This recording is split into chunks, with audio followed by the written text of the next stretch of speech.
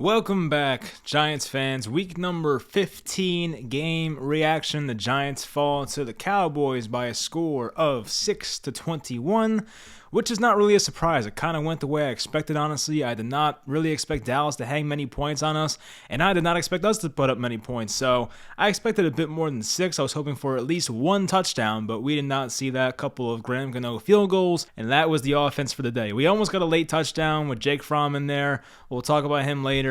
Hopefully for those who are season ticket holders and went to the game, enjoyed your soda. I know they gave out the medium free soda. I mean, sometimes soda is difficult because it depends on, we're going on a whole soda tangent here, so if you want to skip ahead, go ahead. But, sometimes when you get it out of like a machine, there's too much syrup, there's not enough syrup, sometimes it tastes flat. So it's always tricky with a machine, at least when you get it in like a Coke or Pepsi bottle.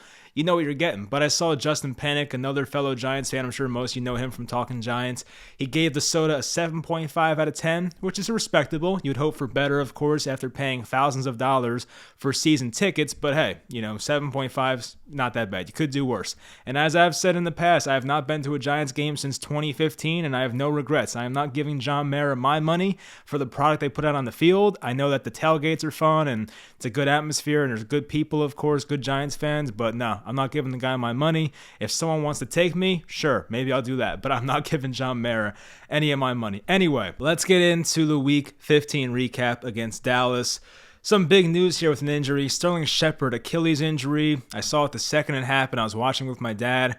And I go, oh God, Shepard's out for the year. Because at this point, when someone gets hurt, especially on a team that's 4-9, 4-10, they're pretty much out for the year. So I said, oh, he's done for the year. But it's worse than I thought. He was in the middle of running a route, non-contact, just dropped to the ground. And it was like, oh, geez, this is not good. And Shepard, we know, has had plenty of injuries as a Giant. And he's the longest tenured Giant right now. But his future with the Giants right now is in serious question. It's not really his fault. He's on a big contract. I think there's 1 year left after this. And as I said, he just can't stay on the field. It's a shame because I like Shepard a lot. He's very easy to root for. Once again, longest tenured Giant. He's been here since 2016, former second-round pick. But the kid does not stay healthy, and it's a shame. I do hope Shepard recovers and gets to go to a good team because the guy has endured so much losing here. He had the 11-5 rookie season, but after that, the Giants have been just an awful NFL franchise. So hopefully Sterling Shepard can just come back and sign with the Chiefs or the Packers and be their wide receiver too, and maybe go out there and win a Super Bowl. We'll see if he can recover and if he comes back. But it also would not shock me if this is like a serious Achilles tear, if he wants to retire. I mean, look, the guy's made a ton of money. I remember that Shepard has a wife that's like a model of some sort, and she makes a ton of money. So like, it's not like the guy's in this from the money anymore, I feel like. So if Shepard wants to retire, I think he has a kid, maybe 2 now. I mean, look, I get it, honestly. So we'll see what happens, but I do hope he gets to come back if he wants to and gets to help a good team because I'm sure the guy's tired of losing, and he's still a good player when he's out there, when he's healthy. We didn't see him much today. He drew a pass interference, but we didn't see much of Shepard today. He caught one pass from Fromm at the end, but it was like Shepard and Galladay were not even out there. It's pretty sad. We saw Galladay had like 3 catches in this game, 50-something yards, but I believe the biggest catch was on the last drive. Once again, Jake Fromm giving him the 50-50 ball. He caught it, so that was great, but the game was pretty much out of reach at that point. So it was pretty much the entire offense was handoffs to the running back and dump-offs to the running back. That's pretty much the entire offense. So it was kind of bad to watch, obviously. It's like the Dallas corners had nothing to do. We saw Trayvon Diggs get his 10th interception, so congrats to him. I don't know if that was a catch. It felt like it wasn't a catch, but like, I don't know, because I personally thought Mike McCarthy was doing his player a solid by just challenging the call and see if they can get it overturned. And I figured, like, there's no way. But, of course, they overturned it. It was an interception. But the Giants kind of had a similar call on a Kenny Galladay catch later in the game on the comeback route. He didn't, like, complete the process or whatever, but the call of the catch, I have no idea. No one knows what a catch is in the NFL anymore. It changes every week. So, anyway, we'll start with the Giants offense like we always do. Mike Glennon is unplayable. I have seen enough. Look, Mike Glennon is not a good backup quarterback. I think we've hopefully seen the last of him. I think going forward, it's going to be Jake Fromm. I don't know how you go back to Glennon after the embarrassment we saw today. The pass he had to Shepard was so terrible, not only because it was double coverage, but because it was inaccurate too. So the decision-making was terrible, and the pass was terrible. So that's 2 negatives right there. And no, double negatives are not a positive when you're playing quarterback. That was just an awful play. We'll talk about Jake Fromm real quick. So Jake Fromm, he wasn't amazing, but I thought played pretty well. Now we have to acknowledge that this was one drive. It was against prevent defense. The corners were playing 10, 15 yards off. Most quarterbacks are going to look good in this situation. So I would have felt a lot better if they were able to execute in the red zone, but in typical Giants fashion, they were not. But Jake Fromm was 6 of 12, 82 yards. This is actually crazy. So Mike Glennon, who played 3 quarters, I would say, 3 quarters and how many minutes was it? Like 3 quarters and like 11 minutes, 12 minutes anyway. So, basically Jake Fromm came in with like 3 minutes, 30 seconds left, something like that. And Fromm nearly surpassed Glennon in passing yards. So Glennon was 13 of 24, 99 yards, and Jake Fromm was 6 of 12 for 82 yards. So, of course, Mike Glennon had the 3 interceptions. I talked about the one, the Shepard, that was terrible. There was one that was tipped up, and I forget who hit it, who intercepted it. I don't know, but I forget how the other one happened, but yeah, Glennon was awful. I really just don't know how you can go forward with that guy, and I don't know why Jake Fromm couldn't play sooner. There's going to be the argument of, he doesn't know the playbook, but I don't know. I just feel like the guy's been here for 3 weeks now. You might as well just put him out there. Sometimes there's teams that have to acquire a quarterback and start him in the same week, so it's possible. I feel like the Giants are making excuses to not play Jake Fromm, but that's what we pretty much want to see as fans because Mike Glennon is awful. We just don't want to see it anymore. So hopefully going forward, when the Giants play at Philly next week, we see Jake Fromm as the starting quarterback for the Giants. Will Hernandez is another guy that can go. The Giants need a new right guard in 2022. We know that.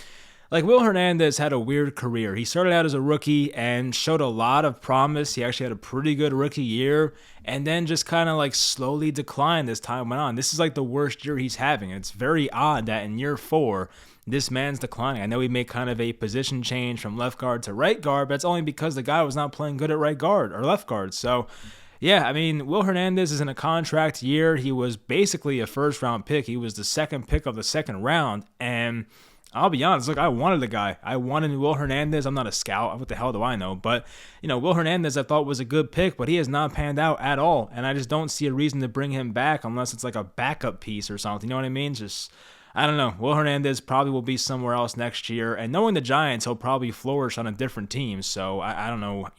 For some reason, when players leave this organization, they play a lot better. Probably says a lot about the coaching and whatnot. So Will Hernandez, got to be better. Let up a terrible, I think it was actually Will Hernandez's fault that Mike Glennon had the interception that was tipped up because DeMarcus Lawrence, I believe it was, beat him. And as Glennon was throwing the ball, it was Will Hernandez's man that was hitting Mike Glennon's arm, and the ball got popped up. So Will Hernandez has to be better, but I feel like his Giants career might be over.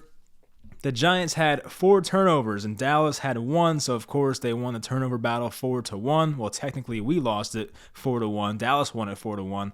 So the Giants, of course, the quarterback play is terrible, but we also saw Saquon Barkley with his first career fumble on a great play by the defense. It was DeMarcus Lawrence again, I believe, punching the ball out at the right time, and I thought Andrew Thomas recovered it, but he did not. So Saquon Barkley's first career fumble. Saquon had a drop in this game too. Some people said he dropped it on purpose. I don't know if that's the case because it was a simple throw to the flat, and there was a guy who was going to hit him behind him, and I feel like he may have heard the footsteps and dropped it or just made a business decision. I have no idea. Maybe he dropped it on purpose. I don't know. So, I don't know, but I'm not thrilled when I see that the generational running back we have is dropping passes. I don't like seeing that, but hey, maybe he dropped it on purpose. I don't know. Kenny Golladay barely exists out there. I want to see his targets, actually, because it just feels like Kenny Golladay is not even a part of this football team sometimes. I mentioned that he was targeted a couple times when Jake Fromm came in, but before the final drive of this game, Kenny Golladay had 1 catch. So he finished the day with 7 targets, 3 catches, 53 yards, which isn't awful, but when you realize that basically 80% of that came in the final drive once again, that's when you're like, oh, well, that's not very good. So why didn't they utilize Kenny Golladay the first 3.5 quarters? I don't know, but that's really a Giants issue, a Freddie Kitchens issue, a quarterback issue with Mike Glennon. I don't know. So Kenny Golladay has to be used more. It's pretty bad. Matt Parrott had a horrendous false start. The Giants were going to go for it on 4th and 1. They were on their own 25, 30-yard line. And, of course, Matt Parrott, at the worst time possible, has a false start. The Giants got pushed back to a 4th and 6, and I still have, the memory of Saquon Barkley being like, what the these guys are just pissed. Like there's so many mistakes on this team that are made, and I feel bad for these guys, but I don't know. There's no discipline out here. You would hope that Joe Judge, who's supposed to be this disciplinary head coach, would help this team not have so many dumb penalties, but of course Matt Parrott just has a terrible one on a 4th and 1 when you can't have that. It's the one thing you can't have. So yeah, the Giants offense is averaging 13.4 points per game over their past 4. That's terrible, obviously. Not good for the modern day NFL.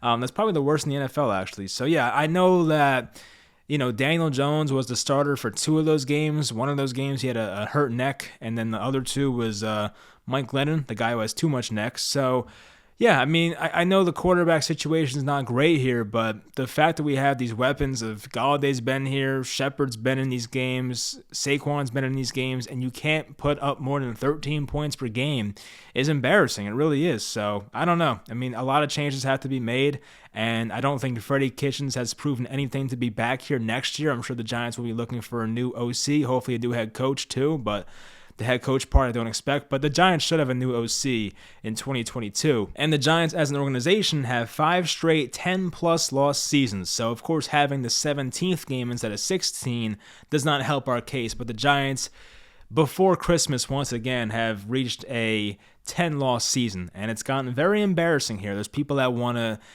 make it seem like the Giants are fine, they're moving in the right direction sometimes. Even coming into this year, people were like, oh, things are good, it's changed, and you're too negative. But like, it's embarrassing out here. I don't know how people put up with this. It's like, the Giants have broken me as a fan. I'm watching these games and just have no emotion anymore. I just like barely care. It's like, it's sad, honestly. I used to I'm a person that has broken my remotes. I have broken a phone over this team, and now I just watch these games. I don't even care. It's like it's so sad how I went from here to like just not caring anymore. So it's frustrating, but hopefully one day we fix that and the Giants actually have a competitive product on the field, because it's a joke. And this team's an embarrassment, and the Giants make it even worse by offering this medium free soda to season ticket holders. As I mentioned, it's kind of like a meme. The Giants are a meme to the NFL now. So it's pretty sad how far we've come, because when I first became a Giants fan, even like a few years into my Giants fandom, the Giants were such a classy, do everything right sort of organization, always competitive, and now it's like, whoa,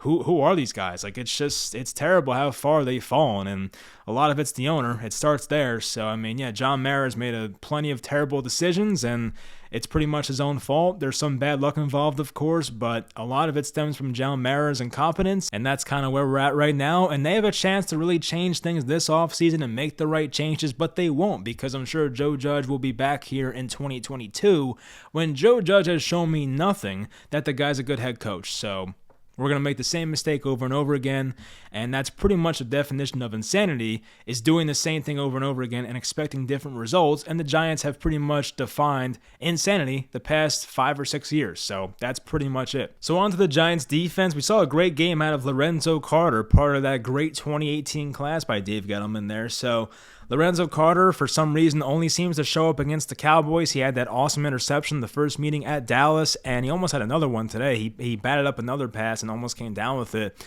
against Dak Prescott. Also had 2 sacks in this game, so he was big. Lorenzo Carter is a guy that is also in a contract year like Will Hernandez, and I don't know if he'll be back. It would not shock me if he's not back, because he has not proven that much. Of course, he was coming off an injury last year. Well, actually, coming into this year, he was coming off an injury last year. You know what I mean? So, yeah, I mean, I don't know if he'll be back or not, but this was a nice game for him, and it should help him get paid a bit more. So, good for Lorenzo Carter on a personal note. Dallas was 8 for 14 on third down. It seemed like it was one of those frustrating games where we got Dallas in a 3rd and medium or 3rd and long sometimes. Not like terribly long, but like a 3rd and 8, 3rd and 9.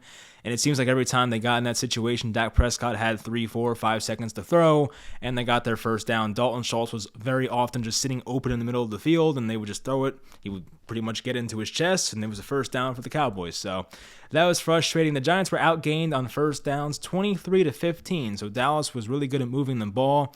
I saw Dallas had like their longest drive of the season. It was only it only led to a field goal, unfortunately, for them, so that was the downside for that. But Dallas had the ball for a lot in this game, it felt like, and they kept getting a lot of first downs, and we did not. So that's pretty much what's changed the game. But like the Cowboys offense was not phenomenal today. They put up like 315 or something total yards. It wasn't great. So the Giants defense was kind of good, but also had some pretty embarrassing moments as well.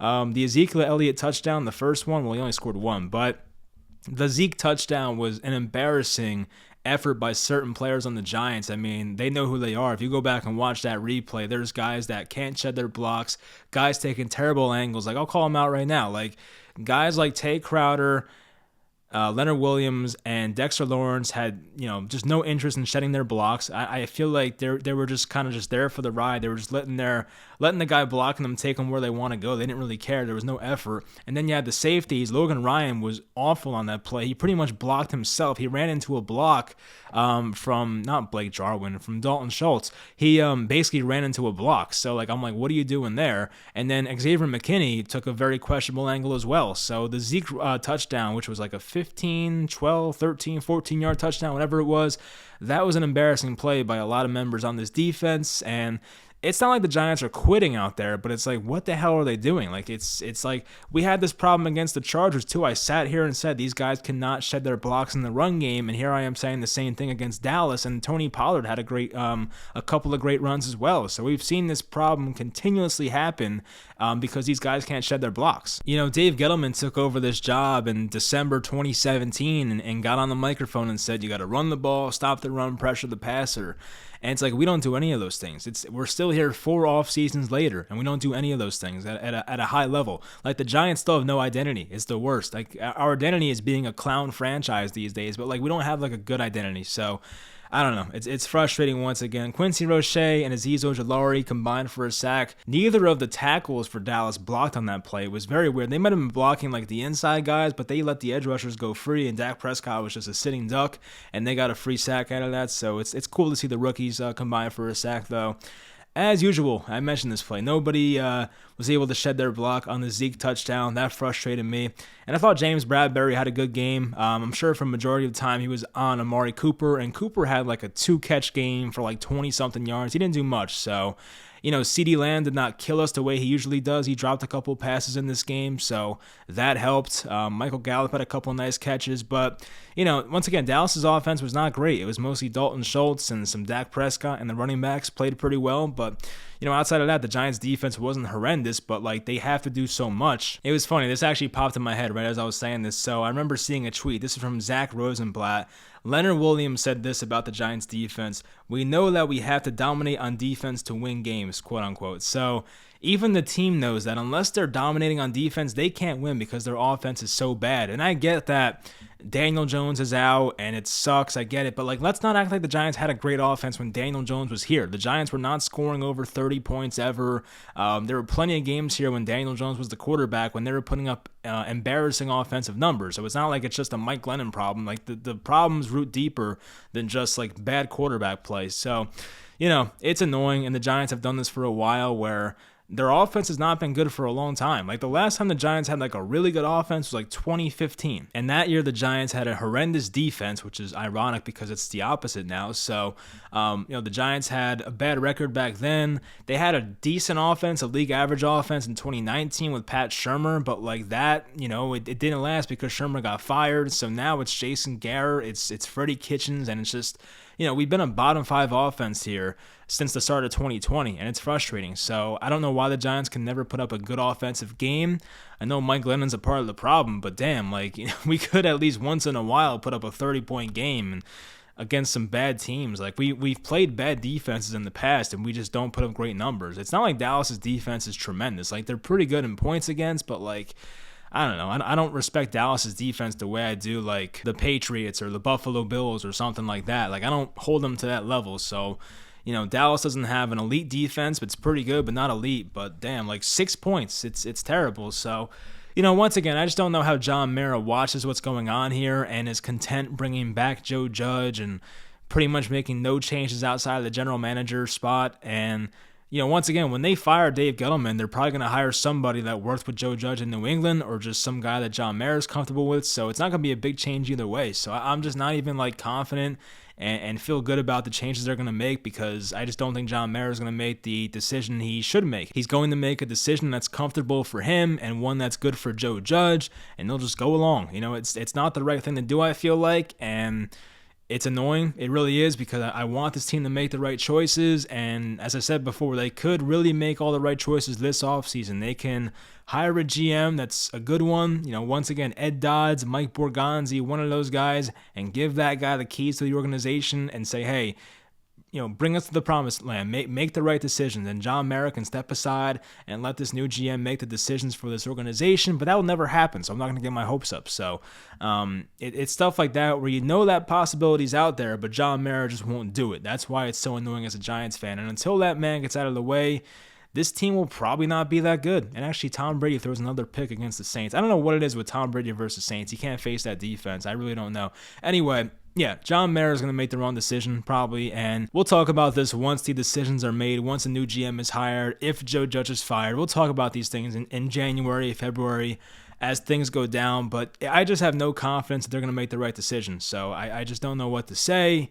I don't feel confident, and there's 3 more games left this year, so it's going to be a real fun finish. I think we're at Philly next week, then we're at Chicago or home for Chicago. I forget, honestly. It might be at Chicago, and then we're home for Washington in week 18. So, the Giants might be a 4-win team this year. They might be, and knowing John Mara, he'll blame everything on injuries, and it's not going to be anybody's fault, but this team needs a rebuild. They need to start fresh, clean house. I said this before: Gettleman gone, Judge gone, Jones gone, Barkley gone, Will Hernandez gone. There's a lot of people on this team that need to go, and I'm not just saying that to be like, I hate Gettleman, I want all of his guys gone, but no, this team would benefit to be without those guys. They're not part of a winning culture. Like, every time I look at Saquon Barkley, it's like I think of the terrible mistake they made on draft night. It's terrible. Like, I root for the guy, but it's like I can't look at Barkley and be like, oh, you definitely screwed up our franchise by, having one of the worst picks in franchise history. So I don't know. It's not Saquon's fault. I don't hold it against him personally, but it's just a kind of a symbolization of how things went wrong. And Daniel Jones, same thing. I remember when the Giants drafted Jones, and I sat there with a blank stare on my face for 2 minutes straight and just like in disbelief, So every time I look at those guys, it just brings me back to the dark days. And I could change my opinion if the Giants were actually a good team and they were winning games, and Barkley and Jones were the core of that. I would be like, okay, good decisions, you guys. Dave Gettleman made the right choices, but the Giants are such a bad football team that I can't even sit here and say that. So I think the Giants should make some massive changes this year. And I'm not like a fire everybody type guy. I know a lot of times with New York sports fans, you probably think we all just want everybody fired. I'm not like that. Like, I was making cases for Pat Shurmur to stay in 2019. I don't like when people get fired. It sucks. But, like, at the same time, you have to do what's best for your organization. And keeping Gettleman, keeping Judge, and keeping some of these players I listed is just not good for the Giants organization. Like, I want to get back to winning and doing it the right way. I want to rebuild the right way. If there's a great trade out there for Russell Wilson, sure, make it happen. But I'm not going to give away my entire future for Russell Wilson. So, there's going to be opportunities that will present themselves this offseason, and there's definitely some coaching changes that should be made and things like that. But will John Mara do it? Probably not. So I'm just getting my hopes up once again for nothing. Anyway, that'll do it. Hopefully you guys enjoyed. I guess congrats to Dallas fans for having a great season. And I go back to this as well. Like, the Giants were projected 7 wins this year, and I think Dallas was like 8 or 9. So, like, they were close, but look how different they are. One team's 10-4, and one's 4-10. So it's like, wow, we really suck. So yeah, that'll do it for the video, and I'll talk to you guys next time.